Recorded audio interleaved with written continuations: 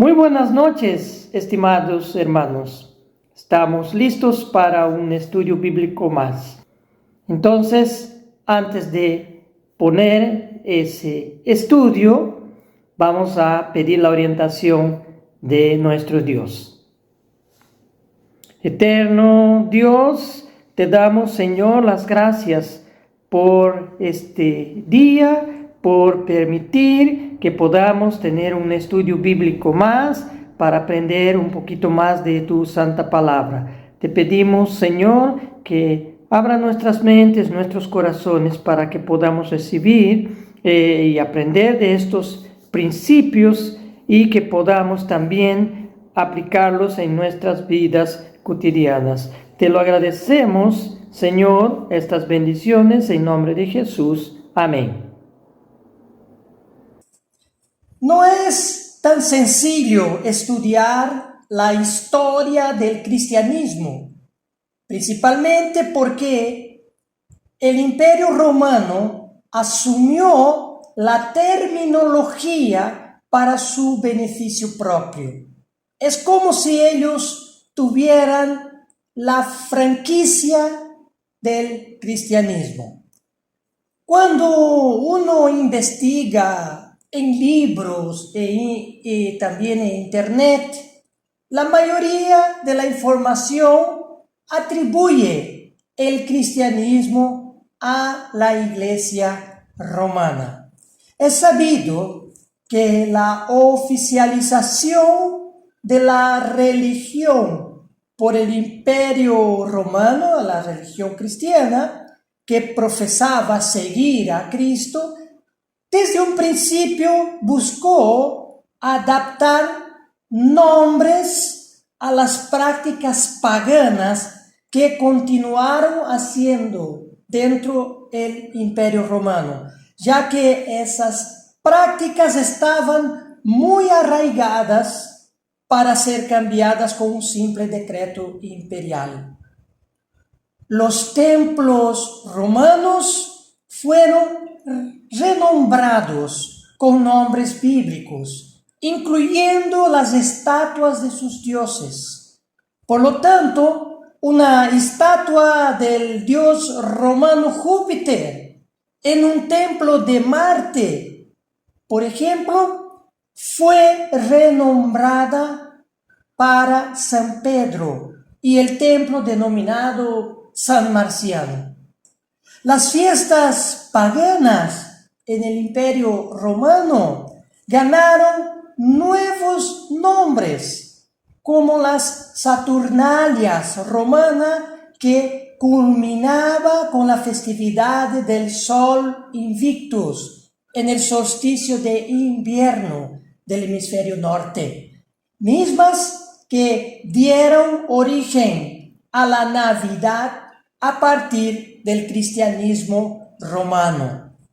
El mismo emperador Constantino I, antes de que se convirtiera, entre comillas, al cristianismo, ya había decretado el 7 de marzo del año 321 de nuestra era que el domingo, día del sol, sería el día semanal de descanso en el Imperio Romano.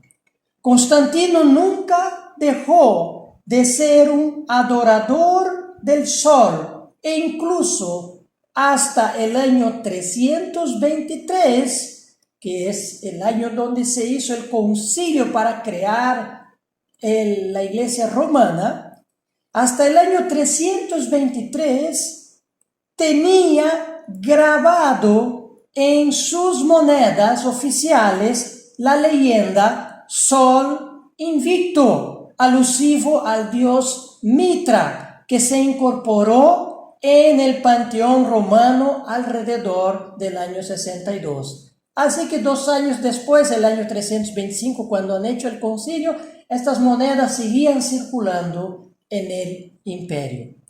Ahora, hablando sobre Mitra, él es representado como un hombre joven, matando con sus manos un toro. Esa foto en pantalla lo saqué hace unos años en el Museo Británico de Londres y es una escultura del siglo II de nuestra era representando al Mitra, el que fue sustituido en nombres nada más para las festividades de la Navidad. Uno de los libros más interesantes que asocia los rituales de la Iglesia romana con las prácticas muy antiguas de Egipto y Babilonia es el libro Babilonia, Misterios Religiosos de Ralph Woodrow, escrito en 1966.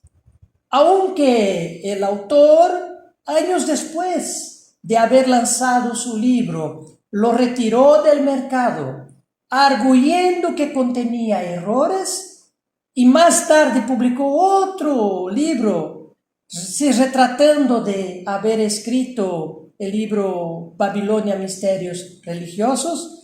El hecho es que ese primer libro contiene en sí datos muy importantes del origen de fiestas, rituales, objetos usados por la Iglesia romana que tienen origen pagano. En nuestro estudio bíblico de hoy, aunque no vamos a alcanzar a llegar hasta el siglo IV, intentaremos resumir y contarles de cómo se produjo la ruptura del falso cristianismo con el judaísmo y que se volvió ese falso cristianismo la religión oficial del Imperio Romano. Con la resurrección de Jesús y su ascensión al cielo, los discípulos posteriormente, en el día de Pentecostés del año 31 de nuestra era, y los seguidores de Jesús estaban todos reunidos cuando recibieron el poder de Dios a través de su Santo Espíritu, relatado en el libro de Hechos, capítulo 2.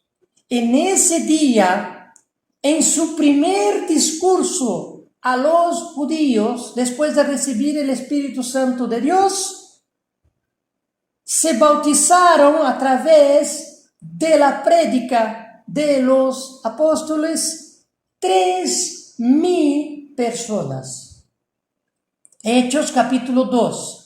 Versículo 41 dice lo siguiente: así que los que recibieron su palabra fueron bautizados y se añadieron aquel día como 3,000 personas.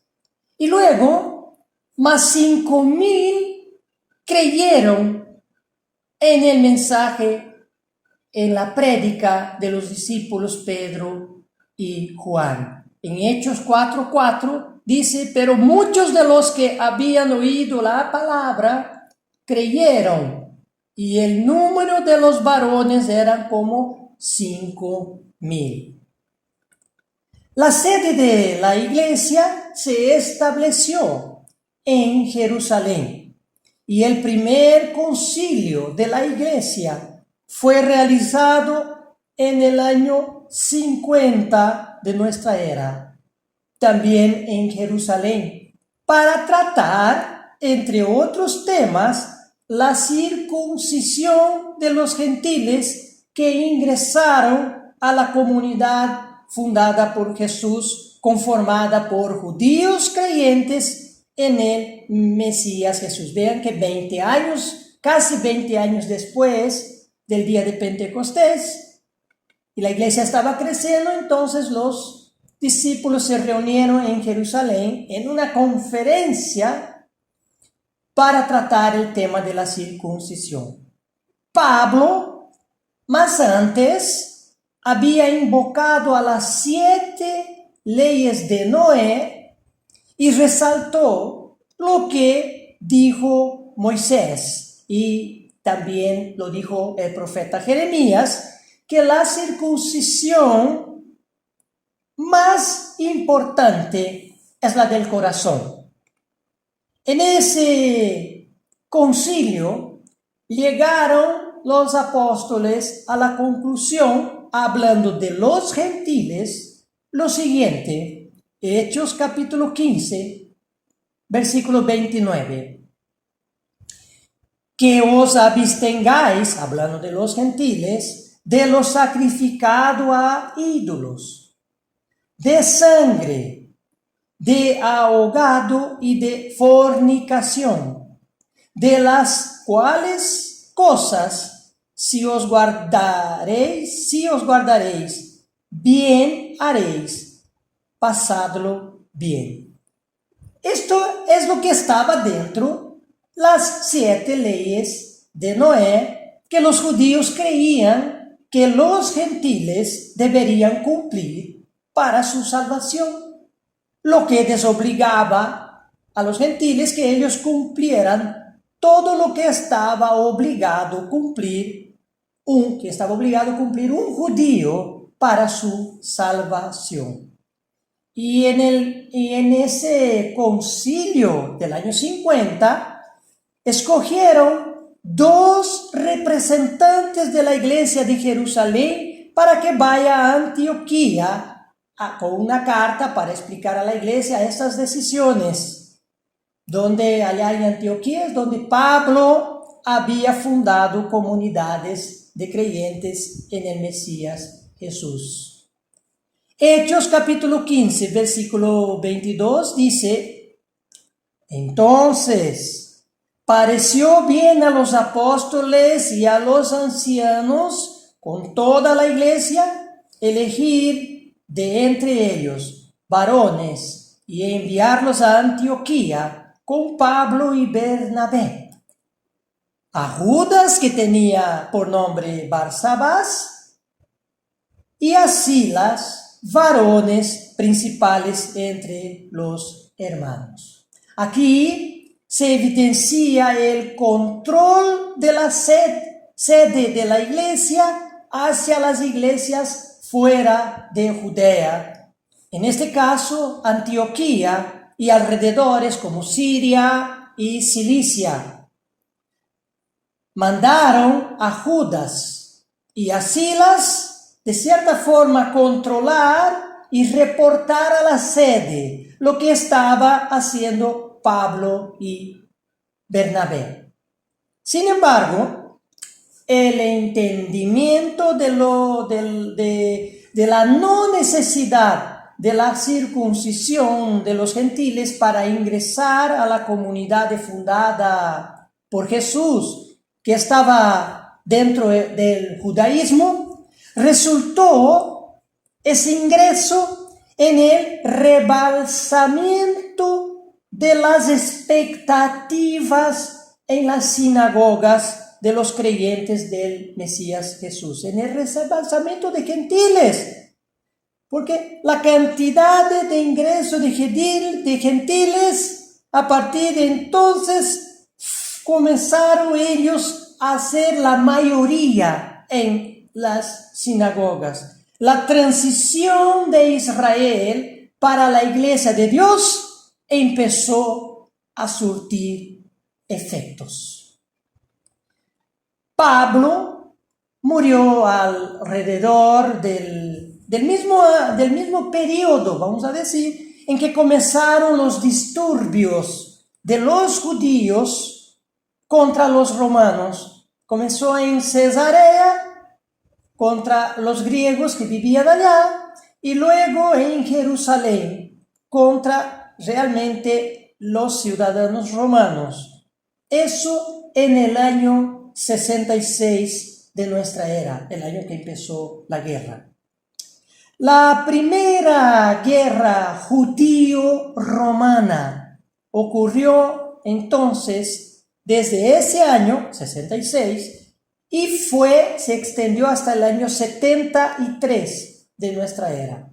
El primer cerco de Jerusalén por 9 días ocurrió el año 66 y fue hecho por Cayo Cestio Galo, el general romano Cayo, el legado romano en Siria. Él era legado romano en Siria. Fue a acercar, a hacer un sitio en Jerusalén. Galo, de repente, súbitamente, aparentemente sin ninguna razón válida, ordenó la retirada de sus tropas, levantando el cerco contra Jerusalén. Fue entonces que los judíos que creyeron en las profecías de Jesús no participaron de los festejos de la aparente victoria de los judíos sobre los romanos y huyeron de la ciudad hacia el otro lado del río Jordán, en la localidad de Pella. Eusebio de Cesarea, en su obra Historia de la Iglesia, que él escribió en el siglo IV, relata la huida de los judíos creyentes en el Mesías Jesús de Jerusalén, y les escaparon al otro lado del río Jordán, como hemos dicho, el pueblo de Pella. Jerusalén fue cercada nuevamente, pero esta vez por el general Tito. Fue cercado durante 7 meses con 3 legiones romanas que sumaron cerca de 70,000 soldados. Tito conquistó la ciudad y el templo y la ciudad fueron destruidos. Los judíos fueron muertos, una gran parte, y la otra parte que sobrevivió fue esclavizada. Esta primera de 3 guerras terminó en el año 73. En ese tiempo, las iglesias, las comunidades que creían en el Mesías Jesús lejanas, muy fuera de Jerusalén, perdieron el contacto con la sede de la iglesia. Los encargados de las comunidades mesiánicas no tuvieron más noticias de la sede, porque se estaba desarrollando la guerra en Jerusalén contra los romanos. Hay más de 100 escritos apócrifos que no fueron incluidos, obviamente, en el canon oficial de los libros del Nuevo Testamento, entre ellos evangelios, hechos, hay también epístolas apócrifas y muchos otros escritos. Y, lógicamente, existen mucho más que 100 de estos libros apócrifos. Estaban estos escritos empezando ya a circular por las comunidades mesiánicas que creían en el Mesías Jesús. Y entre los primeros centros cristianos, a partir de las comunidades fundadas por los apóstoles y por los discípulos de los apóstoles, en los siglos I y II, habían los siguientes primeros centros. Antioquía, un importante centro de la Grecia helenística. Allí ya había comunidades creyentes en Jesús. Alejandría, con una notable población judía, donde surgió la primera traducción de la Biblia hebrea al griego, y de donde proviene uno de los manuscritos más antiguos del Nuevo Testamento, que es el Código Alejandrino. Otro centro cristiano, Asia Menor o Anatolia, donde se encontraban las 7 iglesias del Apocalipsis, capítulo 2 y capítulo 3. Otro centro cristiano, Cesarea, en la costa, justo al noroeste de Jerusalén, donde Pedro bautizó los primeros gentiles, es decir, el centurión romano Cornelio y su familia. Y otro centro que seguía a Jesús y que fue tempranos en la historia fueron los de Grecia, Libia, Chipre, Roma y Cartago. Así que en Jerusalén los judíos estaban en guerra contra el imperio romano y años antes los discípulos ya estaban siendo martirizados. Antes del final de la primera guerra entre judíos de Jerusalén y los romanos, casi todos los líderes de la iglesia ya habían sido martirizados, quedando apenas Matías, martirizado 4 años después de terminada la primera guerra de los judíos con los romanos, y quedó también Juan, quien murió en el exilio en el final del siglo I. Entonces, el panorama sombrío está completo. Los líderes y principales de la iglesia martirizados. La sede en un lugar de guerra. Y la proliferación de escritos, muchos escritos apócrifos en circulación. Y agregamos que los gentiles estaban rebalsando a los judíos en las comunidades mesiánicas. Estas comunidades empiezan por todo el imperio romano a buscar entender el mensaje de Jesús y de sus apóstoles como pueden, pues se vieron solas, sin contacto con la sede y sin los primeros líderes que conocían las verdades en primera mano. Los emperadores romanos promovieron persecuciones contra los judíos después que ellos perdieron la guerra. Y para Roma no había distinción entre judíos y judíos mesiánicos que creían en el Mesías Jesús. Para Roma todos eran judíos. En ese embrollo, los gentiles que ingresaron a las comunidades judías mesiánicas también fueron perseguidos, confundidos o perseguidos por judíos, aunque no eran. Pues al igual tenían como base de su fe las escrituras hebreas y asistían a las sinagogas. El emperador romano Trajano ganó más odio de los judíos al prohibir la lectura de la Torá y el descanso del sábado. Luego, en el año 113, Trajano empezó una guerra contra los partos, que eran los antiguos persas, lo que hoy es Irán.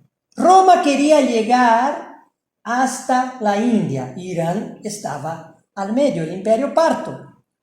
Los judíos apoyaron a los partos porque se acordaron que en el imperio persa, ellos, los persas, después que conquistaron los babilónicos y permitieron que vuelvan a Jerusalén después de 70 años de cautiverio, los persas habían permitido libertad religiosa a los judíos para que regresen a construir su templo y su ciudad. Entonces, en este caso, los judíos comenzaron a apoyar los partos en la guerra contra los romanos. Y también lo interesante es que en esta segunda guerra que entraron los judíos también de Chipre, del norte de África. Entraron en esta guerra los judíos de Libia y también los de Alejandría. Entonces ya no fue solo una guerra en Jerusalén, sino fue una guerra que se extendió a los judíos de la diáspora, de la dispersión en todo el imperio romano. En medio a la guerra murió Trajano, el emperador de Roma. Y su sucesor fue Adriano, que prometió a los judíos, para ganarles la confianza, les prometió reconstruir su templo en Jerusalén. Con lo que los judíos abandonan la guerra, el apoyo a los partos tienen que volver nuevamente a su lugar, y ahí realmente terminó la guerra en el año 117 de nuestra era. Pero Adriano, el emperador de Roma, no cumplió ninguna de sus promesas, y más bien su intención fue de construir una ciudad romana sobre Jerusalén y un templo de Júpiter en el monte del templo. Los judíos se levantaron por tercera vez contra los romanos, ahora a la cabeza de Simón Bar Corba. Esa última guerra se produjo entre los años 132 y 135. Muerto el líder judío Bar Kokhba, en el año 135 la guerra dejó resultados devastadores para los judíos de Judea. Casi 600,000 muertos, los sobrevivientes todos esclavizados, las ciudades de Judea despobladas, y la ratificación por parte del emperador Adriano de la prohibición de la práctica del judaísmo. Adriano cambió el nombre de Jerusalén para Aelia Capitolina, extinguió la provincia de Judea y la hizo dependiente de Siria con el nombre de Palestina, que significa Filistea, quienes fueron los filisteos, los grandes enemigos de los judíos. Con las guerras judíos romanas, los judíos fueron considerados traidores del imperio, y eso provocó el surgimiento de voces dentro de las comunidades judías mesiánicas, sin sede, sin sus grandes líderes, con una gran cantidad de escritos apócrifos circulando, y ahora considerados traidores del imperio en un momento en que las comunidades poseen y ya más gentiles que judíos. Y ese es el motivo para que la iglesia se vaya desvinculando de la nacionalidad judía, pues el cristianismo ya no guardaba lazos consanguíneos y nacionales entre todos sus miembros, pues estaba cumpliendo lo ordenado por Jesús. Mateo 28, 19 y 20 dice: por tanto, id de la orden de Jesús y haced discípulos a todas las naciones, todas, no solamente los judíos, bautizándolos, y vamos a pasar al versículo siguiente, 20, enseñándoles que guarden todas las cosas que os he mandado. Lo mismo leemos en el Evangelio de Marco, capítulo 16, versículo 15, y les dijo: id por todo el mundo y predicar el Evangelio a toda criatura. Entonces, la comunidad fundada por Jesús para llevar sus verdades al mundo entero continuaría practicando las verdades de Dios que existía desde el inicio de la civilización humana con el linaje de Sete, continuando en el linaje de Sem, hijo de Noé, hasta Abraham, el padre de la nación de Israel, incluyendo los judíos. Esas verdades bíblicas, más las enseñanzas de Jesús y sus apóstoles, la conservamos hasta hoy.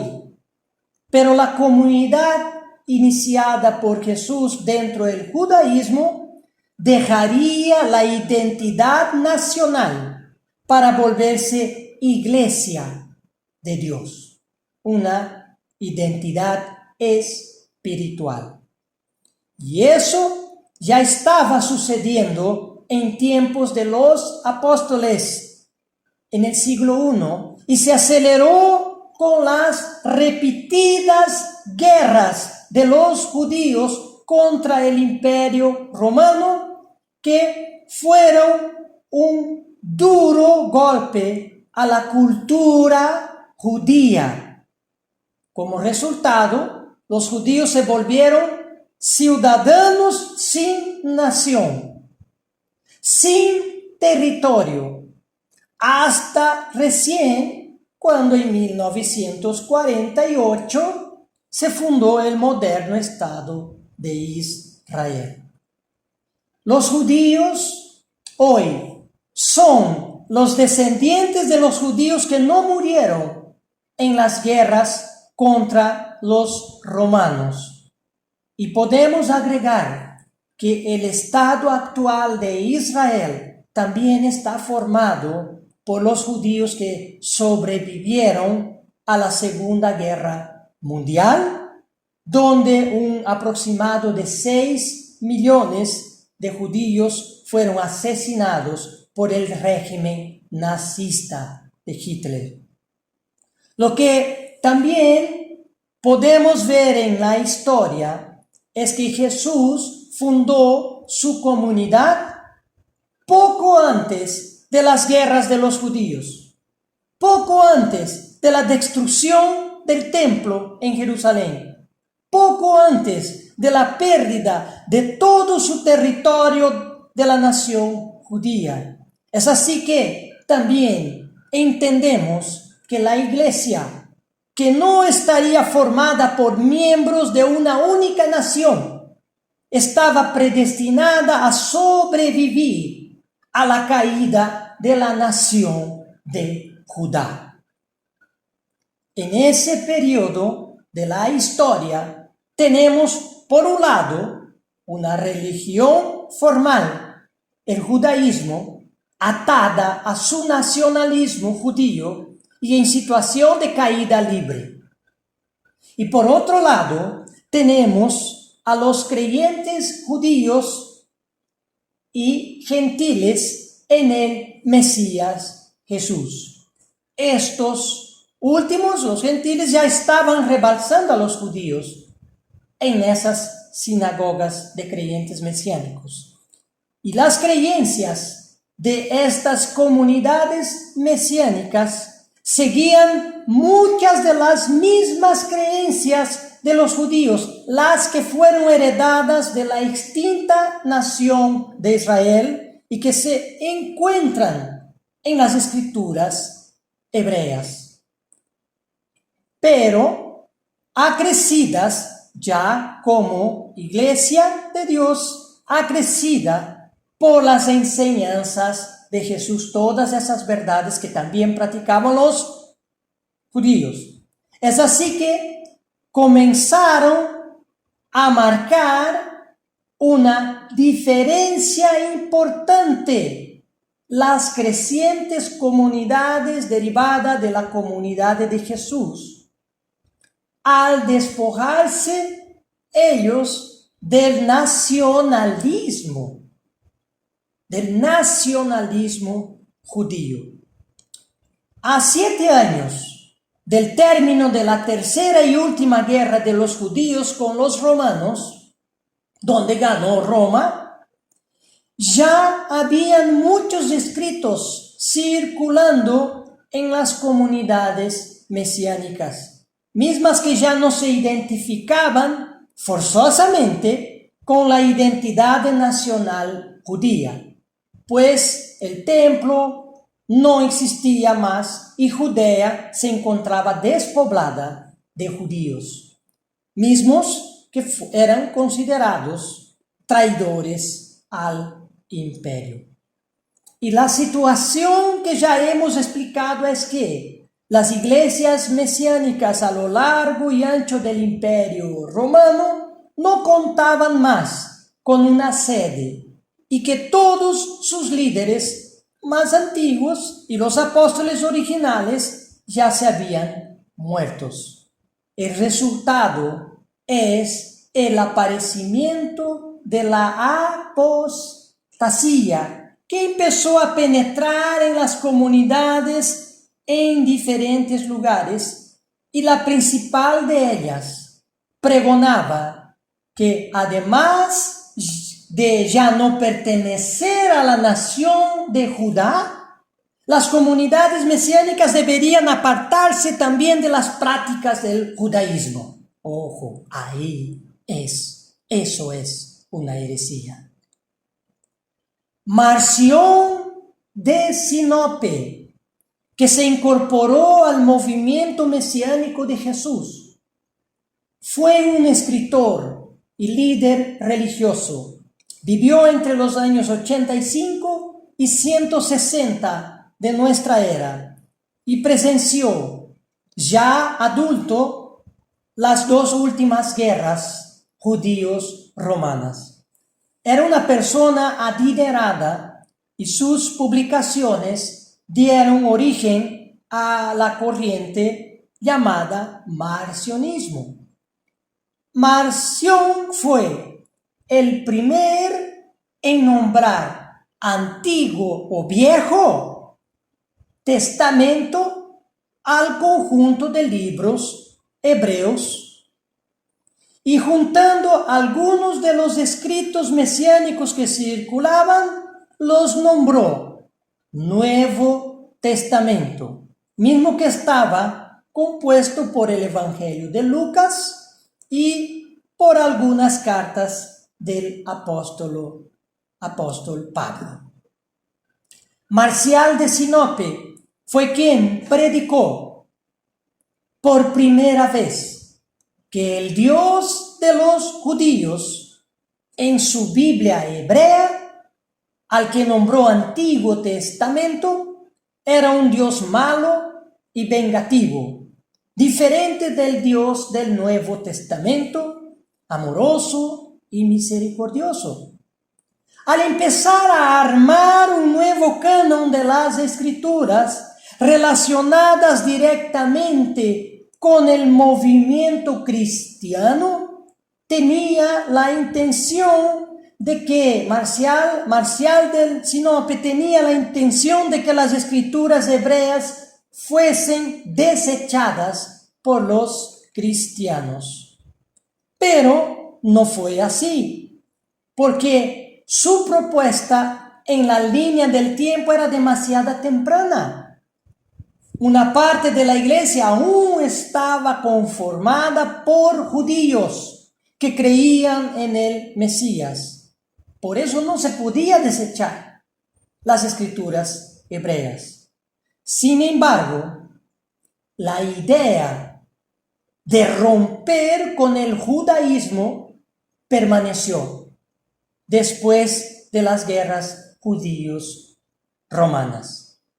Lo que comenzamos a comprender es que tempranamente, cuando el Evangelio de Cristo empezó a expandirse a través de la obra de los apóstoles, las ideas apóstatas comenzaron a infiltrarse en las comunidades mesiánicas.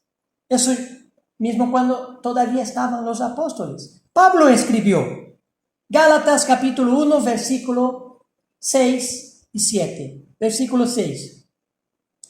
Estoy maravillado, escribió Pablo, de que tan pronto os hayáis alejado del que os llamó por la gracia de Cristo para seguir un evangelio diferente. Versículo 7. No que haya otro, sino que hay algunos que os perturban y quieren pervertir el evangelio de Cristo. La comunidad fundada por Jesús fue la base del cristianismo a través de la transición entre Israel y la Iglesia de Dios, que pasaría a sostenerse sobre la base de dos elementos principales según explicado por el apóstol Pablo. Efesios capítulo 2 versículo 20, aquí están los dos principales fundamentos de la Iglesia de Dios, edificados sobre el fundamento de los apóstoles y profetas, siendo la principal piedra de ángulo Jesucristo mismo. Sin embargo, la apostasía, con la disculpa de romper lazos con el judaísmo, ya que los judíos eran considerados traidores de la patria, buscó desechar el fundamento de los profetas, es decir, las escrituras hebreas, que ni siquiera son judías, sino que heredadas por los judíos desde la formación de la nación de Israel y pasadas a la Iglesia de Dios juntamente con el fundamento de los apóstoles, es decir, las enseñanzas de Jesús, que es la piedra de ángulo en Israel y en el cristianismo verdadero. Por lo tanto, el llamado cristianismo sin el fundamento de los profetas se vuelve un falso cristianismo. Ese falso cristianismo es el que causó la ruptura con el judaísmo. Y lo importante de conocer la historia muy temprana es que aquí llegamos al entendimiento que la creación de una iglesia estatal nominalmente cristiana al interior del Imperio Romano, allá en el siglo IV de nuestra era, no marcó el inicio del falso cristianismo, sino que lo oficializó porque ya se venía desarrollando incluso desde el tiempo de los apóstoles. El falso cristianismo empezó a desarrollar en el siglo I, avanzó en el siglo II, en el siglo III, hasta su oficialización por el Imperio Romano. La idea de desechar las prácticas bíblicas que contiene la Biblia hebrea empezó a aparecer, como dije, en el siglo I, cuando aún predicaba los apóstoles originales, y fue ganando más fuerza a partir del siglo II, después de la caída de la nación de Judá, cuyas pruebas están plasmadas en los escritos apócrifos que circularon principalmente a partir de ese siglo II en contra de los judíos. Tales escritos, aquí les nombraré algunos: el Evangelio de Pedro, la Epístola de Cristo, el diálogo con Trifón, la Epístola a Diogneto, entre otros escritos que atacaban a los judíos y consecuentemente al judaísmo. Autores como Justino Mártir, por el año 150 después de Cristo, en Roma, y Ignacio de Antioquía, por el año 110 en Asia Menor, escribieron contra la guarda del sábado, indicando que el día de guarda de los cristianos es el domingo. Esas afirmaciones históricas son muy reveladoras, porque el emperador romano Constantino ordenó la guarda del domingo antes mismo de convertirse al cristianismo, porque la guarda del domingo era una costumbre antigua y pagana, y gentiles paganos que ingresaron en las comunidades judías mesiánicas y que lograron puestos de liderazgos fueron los responsables de imponer sus costumbres paganas por sobre las verdades de Dios. Por ejemplo, el mencionado Justino Mártir, nacido en Siria, fue un filósofo pagano antes de convertirse, entre comillas, al cristianismo. Tuvo una escuela en Roma, donde pasó a vivir a partir del año 130 de nuestra era. Y él escribió que el sábado era una ordenanza temporaria, originada por Moisés e impuesta a los judíos únicamente como una marca que señalaba o señalizaba a ese pueblo para el castigo que ellos merecían por su infidelidad. Cómo lo distorsionaban las escrituras. Pero el fondo de condenar a los judíos y buscar convencer y después obligar a los seguidores de Jesús a desechar el sábado, rotulándolo equivocadamente como judío y cambiándolo para la guarda del domingo, tenía como objetivo romper los lazos con el judaísmo y hacerse ver delante del imperio romano que el cristianismo es otra cosa y que no tiene nada que ver con los traidores del imperio romano. Y los cambios que comenzaron a ganar fuerza en la segunda mitad del siglo II también llegó al día de guarda de la Pascua, pues era un verdadero problema que los cristianos guardasen la misma Pascua que los judíos. Sin embargo, existían las instrucciones directas de Jesús para que se guardase la Pascua. Así que la solución para romper con el judaísmo fue, de parte de esos líderes con sus herejías, la solución fue crear un nuevo sistema de cálculo para el día de la Pascua que no coincidiera con la Pascua de los judíos. Por ello, desde el siglo II existe un cálculo realizado en Roma que determina un nuevo día para guardar la Pascua, que cae siempre en un domingo y nunca coincide con la Pascua del calendario sagrado de Dios. Y hay que entender que esos cambios fueron parciales y ganaron fuerza en el occidente, principalmente en Roma.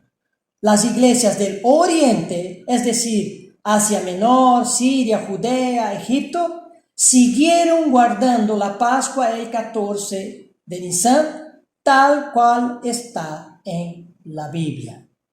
También es interesante que la apostasía en Roma tempranamente, y además de las ya citadas herejías, siguieron otras como el levantamiento de la prohibición de comer carnes impuras, siempre argumentando que esas eran prácticas judaizantes, donde la nueva iglesia de Cristo estaba desobligada de obedecer. Vean qué barbaridad, cómo la apostasía empieza a desobedecer las verdades de Dios. Y para ir cerrando, el segundo siglo en la historia del cristianismo, el dirigente de la iglesia de turno en Roma, llamado Víctor, quien asumió el cargo después de que ya estaba sentado las bases de cambios que alejaron la comunidad del nacionalismo judío y del judaísmo. Víctor propone e impone la supremacía del obispo de Roma sobre todas las comunidades cristianas en todo el imperio romano. Y Víctor era el obispo de Roma. Así que la idea del papado se va consolidando un poco más de un siglo antes de la creación de la misma iglesia romana bajo el imperio romano por Constantino. Y los que no estaban de acuerdo, el obispo de Roma, Víctor, creó la figura de la excomunión, es decir, la expulsión de la iglesia, rotulando a los contrarios como herejes. Esa figura fue creada a raíz de la imposición de otra fecha para la guarda de la Pascua, que no era el 14 de Nisan. Ellos imponieron otra fecha, como ya hemos dicho, un cálculo que hacía y siempre caía un día de domingo. Se cambia y se crea un ritual distinto denominado liturgia. En realidad, la iglesia romana crea muchos nombres como Eucaristía, catecismo, excomunión, sacramentos, etc., que no escuchamos en las otras religiones no católicas, no romanas. No escuchamos esas palabras porque ellos no utilizaron esa terminología cuando se separaron de la iglesia romana a partir del siglo XVI. No vamos a alcanzar en el estudio de hoy llegar al siglo IV, cuando se fundó la iglesia romana y se determinó el curso de la historia del llamado cristianismo hasta los días de hoy y su relación con las profecías bíblicas. No vamos a alcanzar, pero hoy hemos abordado muchos puntos con referencia a la iglesia verdadera de Dios en sus inicios dentro del judaísmo, donde Jesús fue quien sentó las bases de la transición de las verdades de Dios a la iglesia de Dios. Verdades que estaban arraigadas en un primer momento en el pueblo de Israel y por último en el pueblo judío. Y cómo vimos también cómo se desarrolló la historia. En la historia, la nación de Judá sería derrotada por el imperio romano y desterrada de su tierra, y el templo sería destruido, como lo fue en el año 70 por los romanos. Por lo tanto, la transición de Israel y la iglesia de Dios a la iglesia de Dios se fue consolidando, pero manteniendo las verdades y desobligándose sus miembros, desobligándolos de los lazos nacionales de la nación judía. Solamente eso. La iglesia pasó a ser un grupo de creyentes de las escrituras bíblicas y de las enseñanzas de Jesús y sus apóstoles, que vinieron a agregar a todo lo que se conocía hasta antes de Jesús. Los que seguimos esta verdad somos la comunidad de todas aquellas personas en el pasado que no se dejaron engañar por las herejías que buscaron destruir toda y cualquier relación de la iglesia de Dios con las verdades que Dios sentó base en la antigua nación de Israel.